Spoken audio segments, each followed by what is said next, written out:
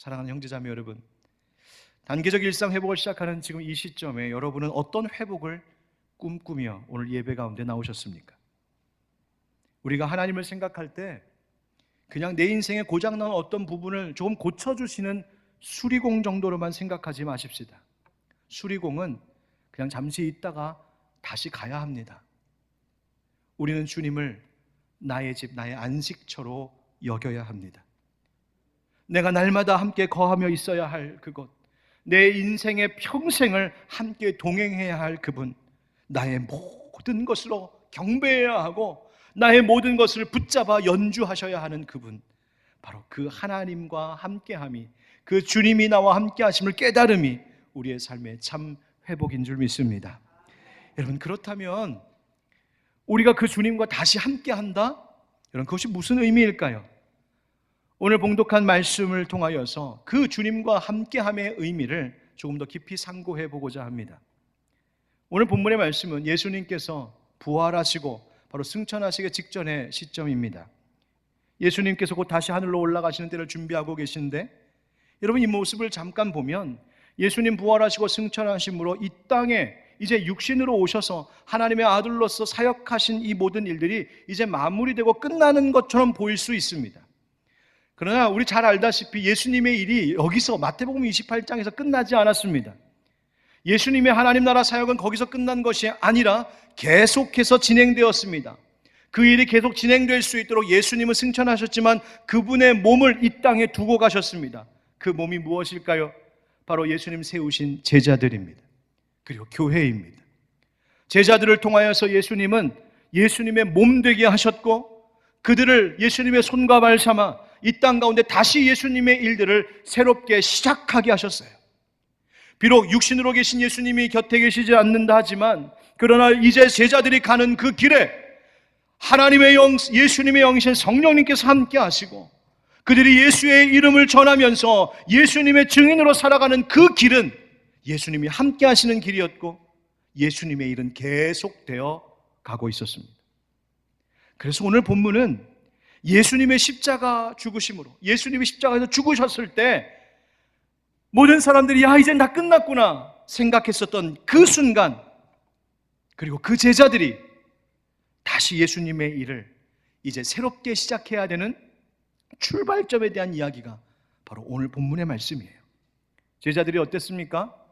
예수님 십자가에 돌아가셨을 때 무서워서 덜덜덜 떨면서 집안의 문 꽉 닫고 있었습니다. 제자들 스스로 자가격리하고 있었어요. 이제는 내 살 길 찾아야겠다고 다시 갈릴리 바다 어부 생활하러 다시 다 되돌아갔습니다. 실망하고 낙심하고 그 공허한 상실감 속에 괴로워하며 살았던 그 제자들, 그런데 그런 제자들이 지금 예수님 앞에 있고 예수님은 그들에게 다시 시작할 것을 말씀하고 계십니다. 바로 예수님과 함께하는 그 출발점에 대한 이야기가 오늘 본문이에요. 여러분, 지금 우리가 코로나의 긴 터널을 지나오면서 이제서야 비로소 새로운 시작을 조금씩 간절히 기대하며 소망하고 있는데, 이 새로운 시작의 출발점에서 과연 우리 각 사람과 교회는 어떤 신앙의 태도를 가지며 살아야 될까? 바로 다시 시작이라고 하는 이 관점에서 오늘 본문 속 제자들의 상황과 우리가 무관하지 않음을 깨닫게 됩니다. 여러분, 오늘 본문 16절 17절 말씀이 이렇습니다. 11제자가 갈릴리에 가서 예수께서 지시하신 산에 이르러 예수를 배웁고 경배하나 아직도 의심하는 사람들이 있더라. 아멘. 11제자가 예수님이 지시하신 산에 이르렀다 증언합니다. 아마도 예수님과 제자들이 자주 함께 올랐던 산일 것이고 예수님의 말씀을 듣기도 하고 예수님과 함께 기도하기도 했던 산이었을 겁니다. 그런데 여러분, 여기서 굉장히 신학적인 깊은 질문 하나 드리겠습니다. 예수님의 제자들이 몇 명이었을까요? 오, 어떻게 잘하세요? 12명. 그런데 오늘 성경에 보니까 11제자라 말하고 있습니다. 하나는 어디 갔을까요? 그렇죠, 바로 가룟 유다입니다. 예수님을 팔고 스스로 목숨을 끊은 가룟 유다, 그 한 자리가 비어 있었습니다. 12명의 제자들이 마치 한 몸인 것처럼 늘 함께 찾았던 그 아름다운 산, 늘 함께 예수님과 그 12명의 제자들이 함께 찾았던 그곳, 그런데 이날은 하나가 없었습니다. 그것은 제자들에게 상처의 흔적과도 같았습니다. 3년을 동고동락하면서 함께 배우고 함께 사역했던 이들 중에 하나가 없다? 여러분, 우리말에 사람이 든 자리는 몰라도 난 자리는 안다고요. 여러분, 그 하나의 비어있는 자리 때문에 제자들의 마음이 얼마나 아팠겠습니까? 가룟 유다만 그랬을까요? 사실 나머지 11제자도 별 다를 바 없었어요. 사도 베드로가 어땠습니까? 예수님 3번 부인했었습니다. 다른 제자들도 죄다 예수님 십자가 달리실 때 도망갔습니다. 사람은 한 명만 비어있는 것 같지만 그 비어있는 한 자리를 보고 있는 11제자들도 그 빈자리를 볼 때 자신들의 뼈아픈 실수와 실패를 기억할 수밖에 없는 바로 그 모습은 남아있는 상처의 흔적입니다. 그것만 아니라 지금 부활하신 예수님이 지시하신 대로 산에 올라온 이 제자들은 예수님을, 그 부활하신 예수님을 지금 보고 있으면서도, 그 예수님께 경배하고 있으면서도 오늘 성경 보십시오. 아직도 무엇하는 자들이 있었다고요? 의심하는 자들이 있었다고요. 증언합니다. 여러분, 예수님께서 부활하셔서 이 11제자에게만 보이신 것은 아니었어요. 고린도전서 15장 6절에 의하면 500여 형제에게 일시에 보이셨다라고 하는 말씀이 있습니다. 그러니까 많은 사람들에게 예수님 나타나 보이셨어요. 그런데 그 많은 사람들이 부활하신 예수님을 목격했음에도 불구하고, 그리고 예수님이 지시하신 대로 이 산에 지금 올라와서 지금 자신들의 눈앞에, 코앞에 예수님이 계심에도 불구하고 여전히 의심을 버리지 못한 사람들이 거기에 있었다는 말이에요. 마치 도마처럼 말이죠. 여러분, 여기서 의심이라고 하는 말이 뭘까 보니까 디스타조라고 하는 헬라어 동사이더군요. 그런데 이 디스타조라고 하는 말이 그럼 신약 성경에 얼마나 쓰였을까 찾아봤더니 불과 딱 2번 쓰였어요. 오늘 본문과 그리고 마태복음 14장 31절에 쓰였습니다. 제가 마태복음 14장에 있는 말씀을 한번 읽어보죠. 오라 하시니 베드로가 배에서 내려 물 위로 걸어서 예수께로 가되 바람을 보고 무서워 빠져가는지라 소리질러 이르되 주여 나를 구원하소서 하니 예수께서 즉시 손을 내밀어 그를 붙잡으시며 이르시되 믿음이 작은 자여 왜 의심하였느냐 하시고. 아멘. 지금 누구 이야기입니까? 베드로. 예수님께서 물 위를 걸어오시는 것을 보자 이 열정적인 베드로가 예수님 나도 물 위를 한번 걷고 싶습니다. 야심차게 나섰다가 처음에는 조금 걷는 것 같더니 순간 몰아치는 비바람에 휘둘리고 발밑에서 출렁이는 물을 보자 막 두려움이 밀려왔어요. 그 두려움이 밀려오자 그 물속에 빠져들었습니다. 그때 예수님께서 이 베드로 건져주시면서 하신 말씀이 믿음이 작은 자여 왜 의심하였느냐 였습니다. 바로 그 의심이 디스타죠. 바로 오늘 본문에 나오는 의심과 같은 의미입니다. 여러분, 어떤 의미인지 좀 감이 오시나요? 여러분, 이 의심은 난 예수님 안 믿겠습니다, 예수님 몰라요, 나 믿지 않습니다라고 하는 그런 불신의 이야기는 아닌 것 같습니다. 오히려 믿음은 있는데 연약합니다. 나도 모르게 믿음이 연약해진 겁니다. 아직 온전하지가 못합니다. 무르익지가 못한 거예요. 열매가 없는 겁니다. 그 믿음의 부족한 상태를 말하고 있는 표현을 오늘 의심하는 그 사람들이 있었다 말하고 있는 거죠. 눈앞에 부활하신 예수님을 보면서도 믿음이 연약한 자들이 있었다. 여러분, 우리는 어떨까요? 다른 사람 두고 얘기할 것도 아니고요. 우리 각자 자기를 생각해 봅시다. 아직도 의심하고 있었던 어떤 제자들처럼 나도 모르게 이 코로나 시대 지나면서 내 믿음 연약해지지 않았나요? 옛날에는 예수님만 명령하시면 불이든 물이든 내가 뛰어들겠습니다 했던 정말 바위 같은 굳센 믿음 있었는데 그 믿음 온데간데 없이 다 사라져버리고 코로나의 풍파에 휘둘리고 흔들거리다가 나도 모르게 이렇게 주저앉아 있는 신앙, 안일해지고 나태해진 신앙의 상태는 아니냔 말입니다. 혹시 여러분 이 시간에 지금 예배를 드리면서도 오늘 이 말씀을 지금 듣고 계시면서도 여러분들 중에 하나님에 대하여, 부활하신 우리 예수님에 대하여 혹 의심하고 계신 분은 없으십니까? 예수님은 지금 예수님 앞에 모여있는 그 제자들, 그 무리들, 상처 가운데 있는 사람들, 의심하며 머뭇거리고 있는 제자들에게 다시 말씀하시 시작하십니다. 그 말은 이제 이 사람들이 비록 그들의 실수가 있었고 실패가 있었고 상처도 남아있지만, 그리고 그들의 믿음이 온전하지 못하지만, 그러나 이제 예수님께서 주시는 그 말씀을 붙잡고 망설임과 머뭇거리는 연약한 믿음은 이제 떨쳐버리고 이제 다시 시작하라고 예수님이 주고 계신 말씀입니다. 우리도 그래야 되지 않을까요? 다시 시작하라고. 이제 함께 말씀을 통하여서 혹 우리 가운데 그간에 상처들이 있었다면 오늘 다 치유받고 우리의 빈자리도 채워지고 연약해진 믿음 다시 굳세게 세워가는 은혜가 있기를 예수님의 이름으로 축원드립니다. 한번 따라하겠습니다. 다시 복음과 함께. 다시 복음과 함께. 본문 계속 이어 생각해 보면 여러분 지금 예수님 앞에 있는 이 여러 제자들 아마 굉장히 복잡한 마음, 한편으로는 또 막 설레고 기대하는 마음, 여러 가지 생각들로 아마 있었을 겁니다. 또 거기에는 실패의 상처, 의심, 망설이는 연약한 믿음의 사람들도 같이 있는 거죠. 그런데 여러분, 그들이 그런 마음 가운데 있었다는 걸 예수님이 모르셨을까요? 아닙니다. 예수님도 그 11제자, 다시 말하면 하나 비어있는 그 자리를 예수님도 보고 계셨을 거고, 왜 그런 일이 있었는지 누구보다도 잘 알고 계신 당사자가 예수님이시잖아요.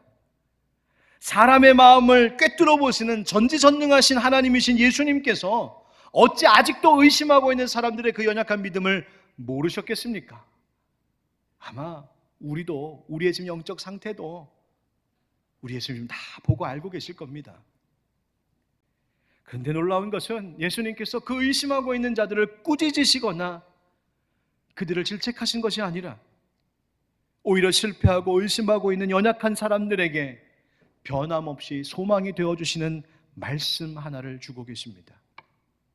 18절 말씀 우리 한번 같이 읽어볼까요? 18절 시작. 예수께서 나와 말씀하여 이르시되 하늘과 땅의 모든 권세를 내게 주셨으니. 아멘. 하늘과 땅의 모든 권세를 주셨으니. 여러분, 예수님은 참으로 하늘과 땅의 모든 권세를 가지신 하나님이신 줄 믿습니다. 자, 그런데 내게 주셨다라고 하는 이 말씀을 곰곰이 생각해 보면, 내게 주셨다? 이제? 아니, 그러면 예수님께서 이전에는 하늘과 땅의 모든 권세가 없으셨던 분인가? 없었던 것을 이제서야 받으셨다는 말인가? 라고 하는 굉장히 쓸데없는 생각을 해보게 돼요. 정말 그렇습니까? 아닙니다. 예수님은 이미 하나님의 아들이셨고 완전한 하나님이셨는 줄 믿습니다.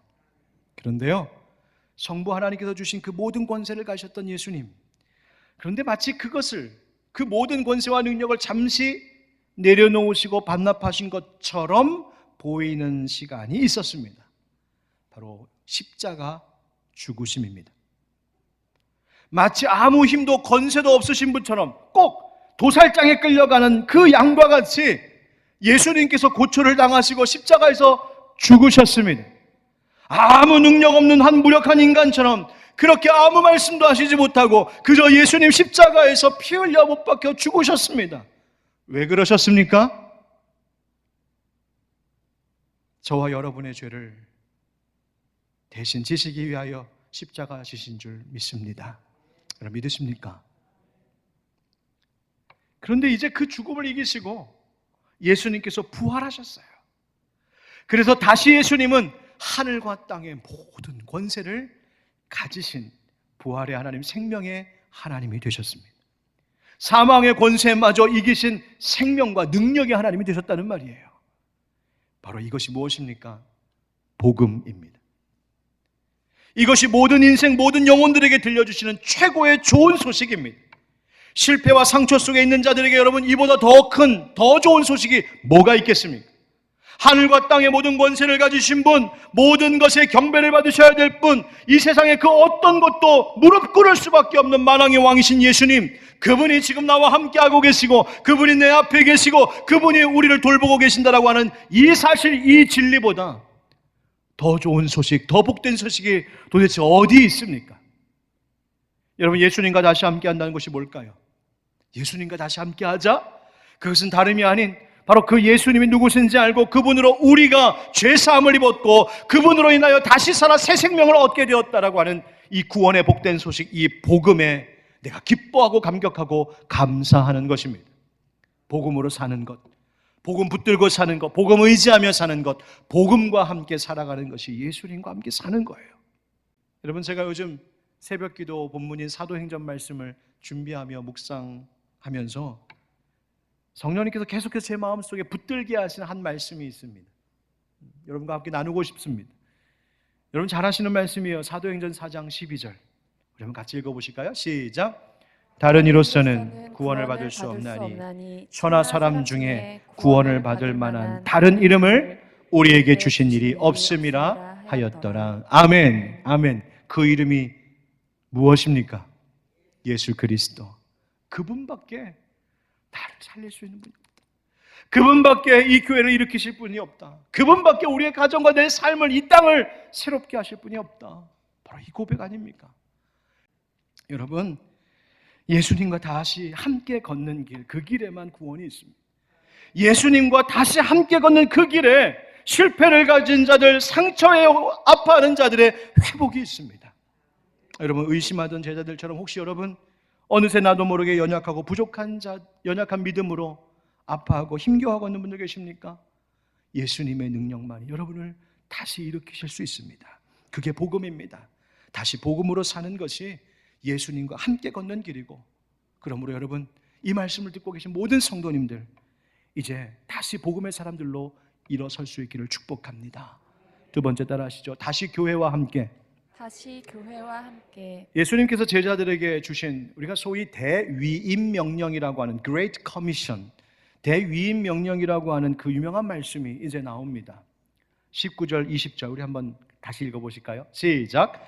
그러므로 너희는 가서 모든 민족을 제자로 삼아 아버지와 아들과 성령의 이름으로 세례를 베풀고 내가 너희에게 분부한 모든 것을 가르쳐 지키게 하라. 볼지어다 내가 세상 끝날까지 너희와 항상 함께 있으리라 하시니라. 아멘. 아멘. 여러분, 대위임 명령이라고 이 말씀을 그렇게 부릅니다. 여러분, 위임이라고 하는 게 뭐예요? 어떤 일을 누군가에게 전적으로 다 맡기는 것을 의미합니다. 예수님께서 어떤 일을 제자들에게 맡기셨습니까? 오늘 말씀 읽어보니까 복음 전하는 것, 세례를 베푸는 것, 말씀을 가르치는 것, 그리고 그 말씀대로 살도록 그들을 제자로 양육하는 것, 그 일 맡기셨습니다. 여러분, 그 일이 다 어디서 일어나는 일들입니까? 교회입니다. 교회. 예수님께서 하시던 그 일을 누구에게 맡기셨을까? 바로 교회에 위임하셨습니다. 제자들, 곧 사도들을 통하여 예수님은 이 땅에 교회가 되게 하셨고, 그 사도들을 통하여 이 땅에 교회를 세우게 하셨어요. 예수님의 대위임 명령은 교회를 향한 것이었습니다. 그래서 교회는 세상으로 나가야 되는 것이고, 교회는 세상을 향해 복음을 전해야 되는 거예요. 사람 가리지 않고 복음 전해야 됩니다. 교회가 사람들에게 복음 전하고, 교회가 세례를 베풀고, 교회가 교육해야 되고, 교회가 저들을 제자로 양육해야 됩니다. 이 일 하라고 교회 세우신 겁니다. 교회는 그런 공동체예요. 그래서 교회 공동체 안에서 예수님을 만나고 예수님을 배우고 교회 안에서 예수님을 닮아가는 겁니다. 여러분, 예수님과 함께 한다는 것, 그것 다시 교회와 함께 하는 겁니다. 예수님과 함께 하는 것, 교회와 함께 하는 것입니다. 여러분, 이 세상 어려움 속에서 교회와 함께 할 때 우리의 영혼이 안전한 줄 믿습니다. 왜 그럴까요? 어떤 분들은 목사님, 교회 안 다녀도 또 온라인 시대에 영상으로 이렇게 그냥 봐도 별 문제 없던데, 얼마든지 신앙생활 할 수 있을 것 같은데, 예수님께서 마태복음 16장 18절에 이런 말씀하셨습니다. 한번 같이 읽어보실까요? 시작. 또 내가 내게 이르노니 너는 베드로라. 내가 이 반석 위에 내 교회를 세우리니 음부의 권세가 이기지 못하리라. 아멘. 아멘. 예수님께서 약속하십니다. 내가 이 믿음의 반석 위에 교회를 세울 것인데 이 교회를 음부의 권세가 이기지 못할 것이다. 여러분, 이 말을 뒤집어 이야기하면 교회도 때로는 사탄과 마귀의 권세, 그 음부의 권세들이 노리며 공격할 때가 있다는 말이에요. 아무리 신앙을 지키며 살아간 그리스도인들도 영적 시험에 빠질 때가 있고 영적 전투를 해야 할 때가 있다는 말입니다. 그런데 하나님께서 약속하십니다. 예수님 약속하십니다. 예수님이 그 교회를 지키시겠다고요. 교회를 지키시겠다고. 우리의 삶의 피난처로, 우리의 삶의 도피성으로 예수님께서 교회를 우리에게 허락해 주셨어요. 여러분, 혹시 코로나 시대 지나오면서 혹 교회와 멀어진 분은 없으십니까? 교회와 소원해지신 분은 없으신가요? 그냥 나오지 않다 보니까 교회 나오는 것이 왠지 낯설고 어색하고 안 나오다 나오려니까 좀 민망하기도 하고 미안하기도 하고 또 한편으로는 어느새 나오지 않고 그냥 집에 있는 것이 편하고 익숙하고 물론 이 시대는요 온라인 시대여서 이 교회라고 하는 개념도 그 교회의 이 공동체, 이 공간의 개념이 점점 달라지고 확장되고 있는 것이 사실입니다. 그래서 온라인을 통하여서 우리가 예배할 수 있습니다. 온라인을 통하여서 함께 성도의 교제도 할 수 있습니다. 그런데 저는 지금 이야기하는 것이 그저 장소의 문제, 지금 몸이 여기 있냐 거기 있냐의 문제가 아니라 내 마음이, 우리의 생활이, 내 관심과 내 초점이 과연 교회 공동체와 얼마나 함께하고 있는지 묻고 싶은 겁니다. 음부의 권세가 이길 수 없는 예수님의 교회, 우리를 지키시기 위하여 우리에게 허락하신 그 믿음의 반석 위에 서는 교회, 이런 그 교회와 여러분의 마음이 얼마나 지금 가까워 계십니까? 사랑하는 성도 여러분, 진정한 위로와 평안, 우리 예수님 지켜주시는 은혜가 이 교회 공동체를 통하여, 이 교회 울타리를 통하여 우리 가운데 부어질 줄 믿습니다. 세 번째 따라 하시죠. 다시 사명과 함께. 다시 사명과 함께. 결국 예수님과 함께하는 것은 예수님 우리에게 주신 이 대위임 명령, 이 사명에 충성하는 것입니다. 교회에게 맡기신 이 사명이 무엇인가 보았더니 그 핵심은 다름 아닌 복음 전하는 일이었습니다. 코로나19 때문에 오늘날 전도와 선교 사역이 위축된 것이 사실 우리가 보는 현실입니다. 그러나 전도와 선교의 방법에 있어서 변화가 필요할 뿐, 가서 복음 전해라 하시는 오늘 주신 이 대위임 명령, 이 사명의 말씀에는 1.1획도 달라짐이 없습니다. 그러므로 우리는 다시 시작해야 됩니다. 내가 예수님과 정말 함께하기를 원한다면 예수님에게 주신 사명에 순종해야 되고, 복음 전하라 하신 일, 내가 어떤 직업을 가지고 있든 어디서 살고 어떤 모습으로 있든 내가 있는 그곳에서 예수님의 증인, 부활의 소식을 전하는 전도자의 삶을 살아야 될 이 사명에 정직하고 진실하게 충성해야 한다는 말입니다. 여러분, 우리는 주님께서 우리와 항상 함께 하시기를 원하는 마음이 있잖아요. 여러분 가운데 목사님 저는 하나님 꼭 함께 안 하셔도 괜찮습니다. 하나님 바쁘시면 굳이 나와 함께 안 하셔도 되고 얼마나 사람들이 많은데 저 그냥 혼자 놔두셔도 됩니다. 하나님 함께 하시는 거 별로 저는 괜찮습니다 라고 생각하시는 분 한번 이 자리에서 물구나무 한번 서보실래요? 또 굳이 이런 이야기 들으면 집에서 온라인으로 예배 드리다 벽 짚고 그런 분 안 계시죠? 여러분, 우리는 예수님이 우리와 함께 하시기를 원하네요.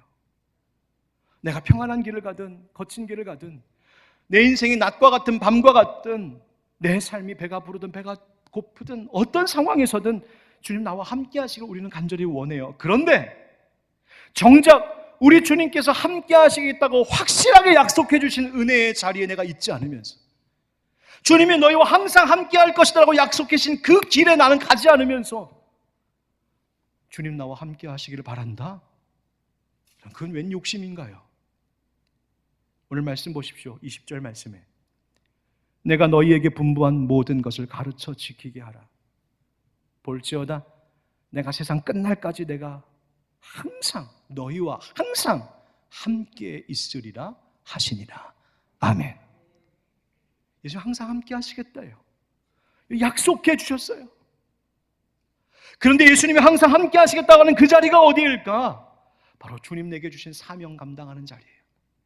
복음 전하고 주의 나라와 주의 교회 위하여서 나를 드리고 주님과 함께 하겠습니다라고 하는 그 길에 우리 주님이 함께 하시겠다는 거예요.